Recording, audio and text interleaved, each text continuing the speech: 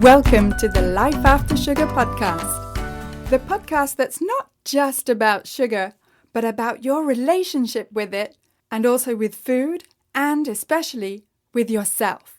So if you want to discover your life after sugar and hear inspiring stories from all kinds of people who also cut out sugar in their way, at their pace, for their own reasons, this is the podcast for you. Because when you take away the sugar, you can finally discover the real sweetness in your life.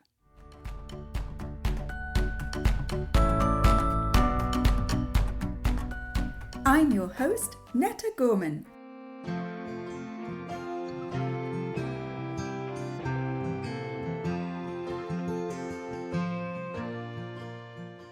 And as this episode is coming out on January 1st, 2023, I want to wish you the best year ever and the sweetest year ever with the least sugar ever. And today's episode is talking about exactly that, the 3 essentials to living a joyful, sugar-free life, which means living the freedom of not needing, wanting, or missing sugar anymore. And that's what life after sugar is all about. So I'll tell you about what I think are the 3 essentials to living a joyful, sugar-free life in just a minute. But just before, I wanted to thank you for listening to this podcast. And if this is your first time here, welcome. I'm so happy you've discovered this podcast, and I hope that it will inspire you to take one more step towards your life after sugar. And I'd be so grateful if you could rate and review the podcast. Just scroll down, tap on the stars to rate it, and click on Write a Review to write your review. Thank you. And don't forget, if you're looking for some free resources to help you cut sugar and also look after your gut health and make your intermittent fasting lifestyle easy and natural, and get rid of those cravings that are getting in the way, then head on over to aftersugarclub.com and download my 5 tips for getting rid of cravings and my simple guide to getting more energy with less sugar. All right, so I want to talk to you about what I think are the 3 essentials for living a joyful, sugar-free life. And I put the emphasis on joyful because it's one thing to change what you eat and to cut sugar, and for some of us, flour and sweeteners as well. But in my experience over the last 7 years of living my joyful, sugar-free life, I found that it goes way beyond what you actually eat. I mean, that's definitely important, and I will be talking about food in this episode, but as I say, it goes much deeper than that.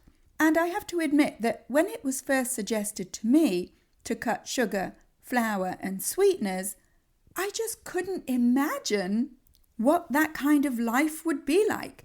And all I could wrap my head around was what I would eat. And so I think that it's perfectly understandable if you feel confused or overwhelmed with the idea of a sugar-free life, let alone a joyful one. So let's start at the beginning. And you may or may not know that I'm actually a teacher of English as a second language in French-speaking Quebec in Canada, originally from the UK, as you can hear by my accent. But why I'm telling you this is that when I teach English to my French college students, I tell them about stative verbs. Now, I'm not even sure that English speakers know what stative verbs are, or they're also called verbs of state, but these are verbs in the English language, and in other languages as well, that describe states rather than actions. So usually a verb describes an action, but these verbs describe a state. And the 3 stative verbs that I want to talk to you about today correspond to the 3 essentials of a joyful, sugar-free life.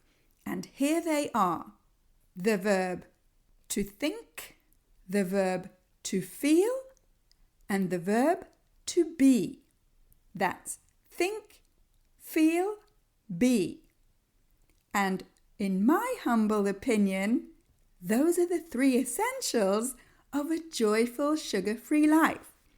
And so now I'm going to explain why I think that those 3 verbs of state are so important. First is the verb to think.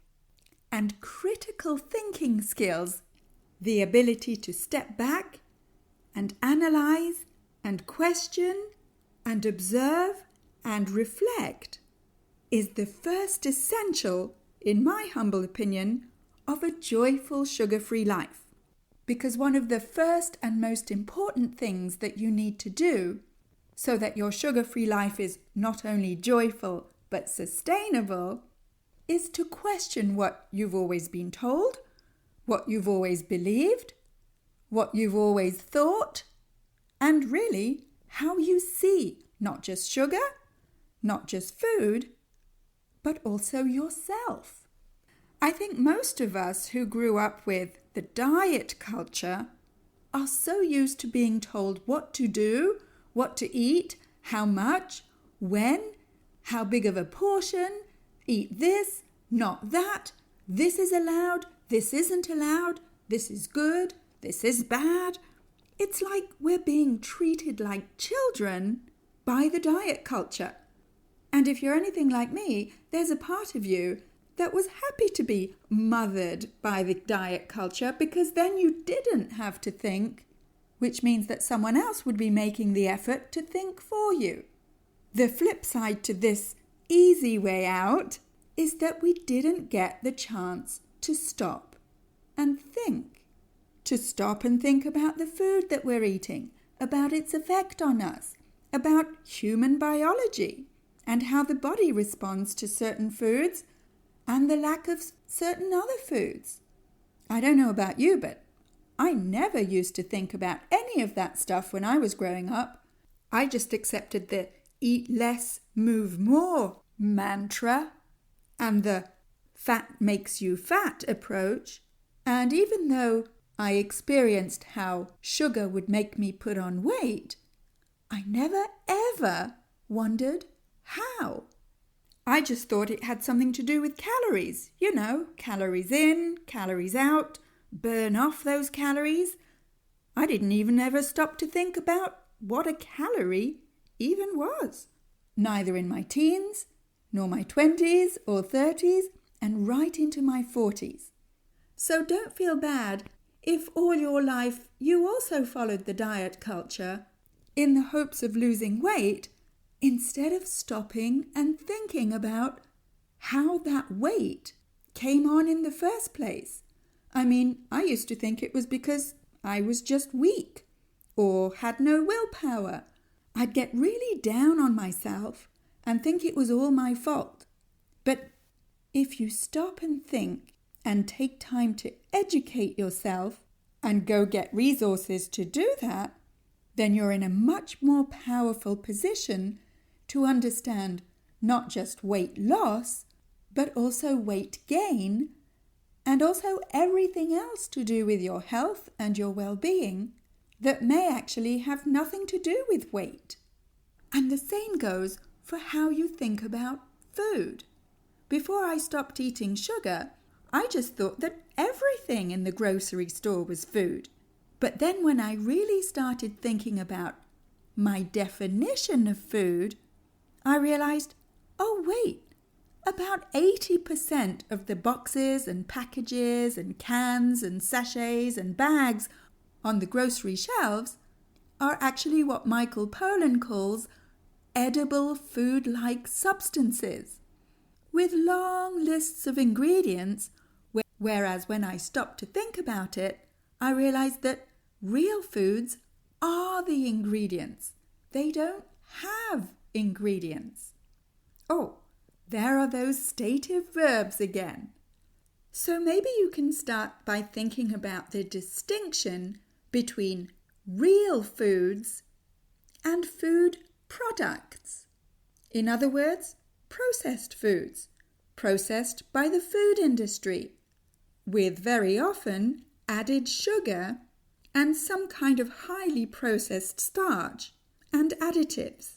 Once we start thinking about our definition of food, then that puts us in a very powerful position as consumers, because then we're no longer at the whim of the food industry's marketing, health claims on packaging, and all those other naughty ways they use of trying to get us to buy their products, including sugar.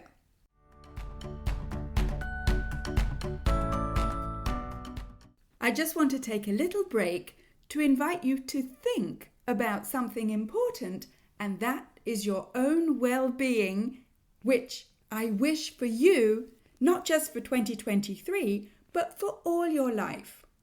Now, when I first cut sugar back in 2015, I had to do it all alone, and I felt all alone, and I wish there had been some kind of support and guidance for me to help me along the way.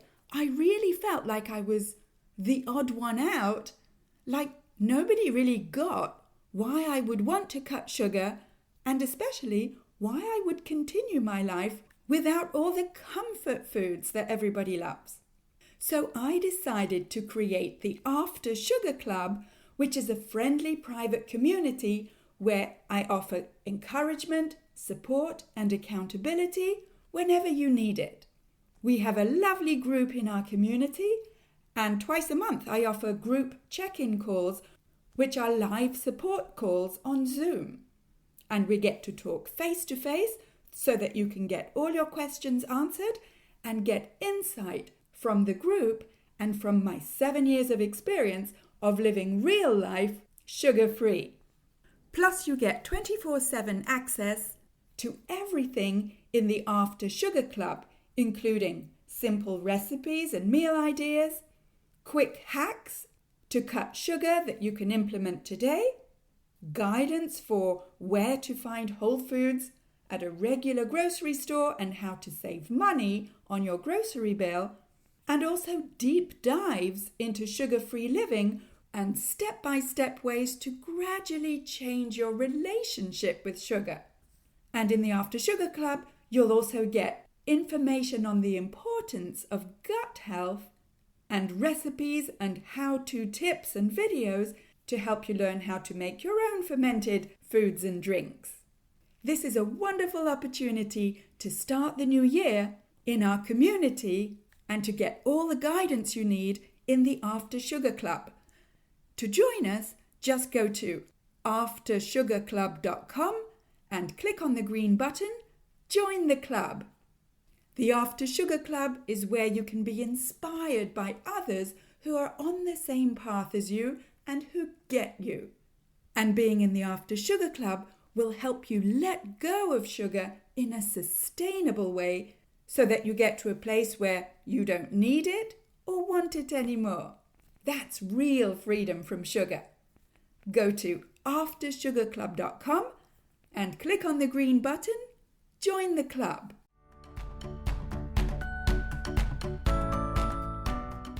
All right, so let's get back to the 3 essentials of living a joyful, sugar-free life. And in my humble opinion, those 3 essentials are actually 3 verbs and not necessarily 3 actions, although action is important. But these 3 verbs are verbs of state. In other words, they're more to do with you as a person and your outlook and your attitude, even before you take action. Those 3 verbs are think, feel, and be. And just before the break, I was talking about the verb think and inviting you to start thinking about not just sugar itself and where it's found in processed foods, but also your relationship with sugar. How do you see sugar? Is it a source of comfort for you? A source of reward? A treat? A source of stress relief? Part of a celebration? Or a way to feel better when you're feeling tired or sad or bored or stressed or angry or, well, any type of emotion? If you answered yes to any of these questions, you're normal. And it's absolutely fine for you to have developed this type of relationship with sugar. Most of us did. My point here is that when you stop and start thinking about your relationship with sugar, well, that's when you can decide to change that relationship. And I do realize that that's easier said than done. And in fact, I found it really, really difficult to do on my own, which is why I created the After Sugar Club so that you and people just like you can get the guidance and the support you need. And if you're not in the After Sugar Club, then I hope this podcast episode can at least help you to start this thinking process. Now, the second essential for living a joyful sugar-free life is the verb to feel. What does feeling have to do with sugar, right? Well, here's my question to you. How does sugar make you feel? Now, if you'd have asked me that question back in 2015 and all my life before then, I would have thought you were crazy. I mean, how does sugar make me feel? Well, it used to make me feel great. It tasted great and it did the job. It calmed me down. It gave me a pat on the back when I deserved some type of reward. It helped me celebrate at birthdays and parties and festivals and holidays. I mean, what kind of question is that? How does sugar make you feel? And anyway, who doesn't love sugar, right? That's what I would have answered anyway. But here's what I discovered when I stopped eating sugar. And believe me, I'm not the only one. I've helped many people discover the same thing. The feelings that I used to have with sugar were actually hiding other feelings that, well, I didn't want to feel without sugar. In other words, sugar was actually numbing or masking my real feelings. Yes, it made me feel good temporarily, but it wasn't actually me feeling good. It was just my dopamine rush giving me a temporary high. And quite frankly, I got hooked on those temporary highs, and I just couldn't imagine what my life would be like without them, which is why I'd never even thought about life after sugar. The idea of letting go of my dopamine high, even though I wasn't consciously aware of it, was unacceptable. And giving up sugar and all my favorite comfort foods seemed like a crazy thing to do, the opposite of feeling better. But you know what? The truth is that sugar was also making me feel awful, and I just didn't want to admit it to myself. When I stopped eating sugar, I realized that sugar was at the basis of my digestive issues, my weight gain, my energy slumps, the ups and downs in my mood and my blood sugar levels, and therefore my cravings, my hunger and my snack attacks, my skin breakouts, my painful joints, all of these things and more. That's how sugar made me feel. Plus, of course, and you may be able to relate to this, when I did live some type of emotion, especially a negative emotion, well, I had no coping skills whatsoever apart from sugar. I didn't know how to deal with my emotions if I wasn't reaching out for cookies or chocolate or ice cream or whatever. It was like I was stuck in a childlike relationship with my emotions. I couldn't even name my emotions, let alone deal with them, and my coping skills were at zero. So the whole idea of not having sugar in my life was so scary. And understandably so. Can you relate? But here's the reason why I think that the verb feel is one of the 3 essentials for living a joyful sugar-free life. It's because once you take away the sugar, then you're finally free to actually feel your feelings and deal with them. And deal with them in a more mature adult way that doesn't also negatively affect your health and your emotional well-being. It's a skill that you can learn, but you can't learn coping skills to deal with your emotions if you're always numbing and smothering your emotions with sugar. And once you do learn other coping skills, healthier coping skills, then that is when you really start living a joyful sugar-free life. Now you may be thinking, oh, that's all very lovely, Netta, thank you. But what am I supposed to eat if I don't eat sugar anymore? Well, there are foods that will help you really feel better, that nourish you and fill you up and give you energy and make your body work better without the negative side effects of sugar. And these are foods that I call real foods, whole foods. For example, proteins like meat, fish and seafood, and plant-based proteins like beans and pulses, as well as cheese, eggs, nuts and seeds, vegetables, fruit, and good fats like olive oil or coconut oil or butter. And of course, fermented probiotic foods like sauerkraut and kimchi, and fermented dairy like yogurt and milk kefir. Did you know that there are hundreds of thousands of combinations that you can make with these real ingredients? And if you want to know more about real foods and fermented foods, just go to my website, aftersugarclub.com, and click on the tab in the top menu, What to Eat. So, we looked at 2 of the essentials of living a joyful sugar-free life. The first one is the verb to think, and the second is the verb to feel. And number 3 is the verb to be. And here's what I've noticed over the last 7 years of living my life after sugar, but also of helping lots of other people discover their life after sugar.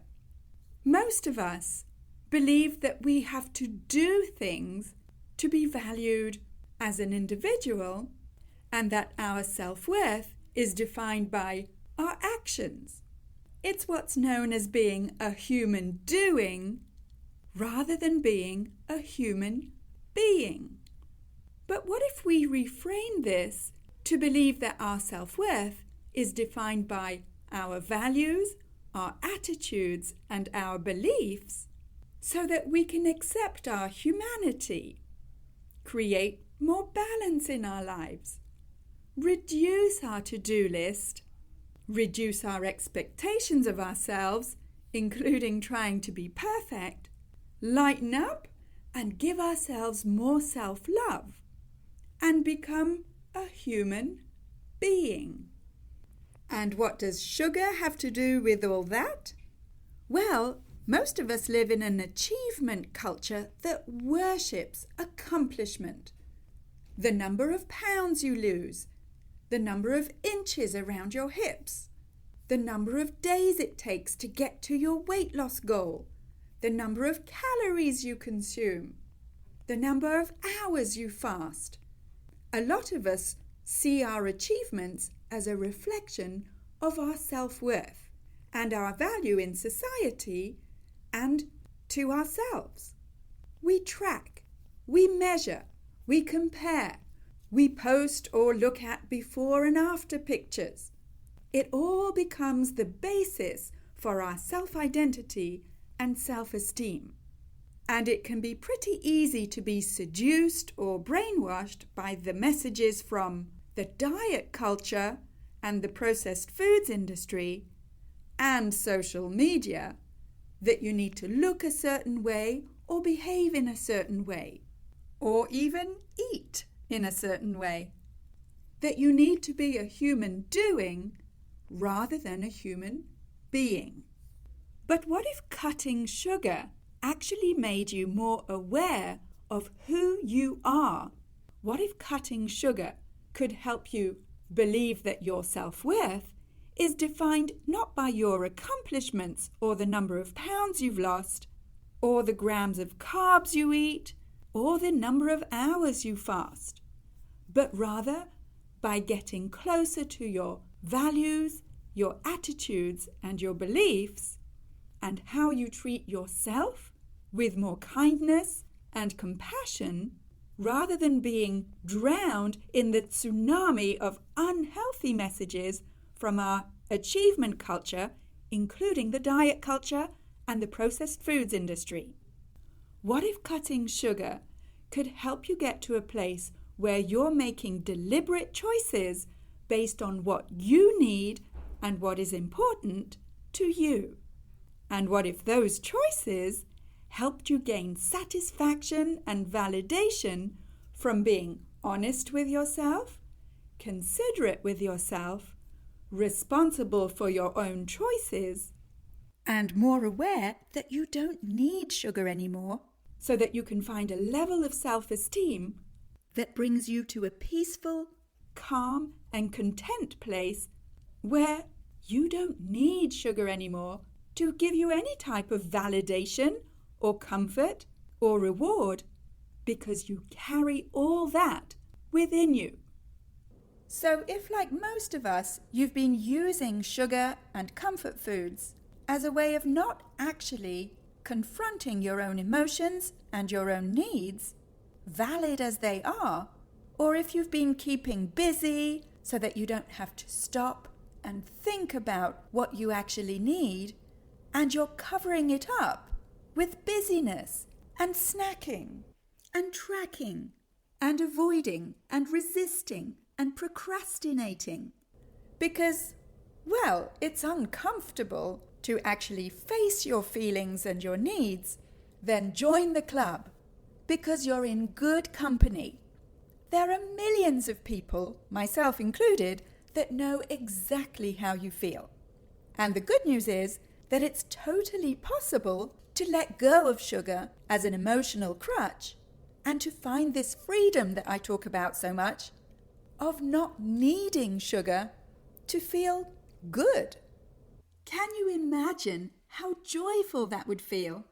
To be who you are, to be responsible for your own well-being without giving away your personal power to sugar to determine how you feel. And yes, join the club, because this is what we focus on in the After Sugar Club.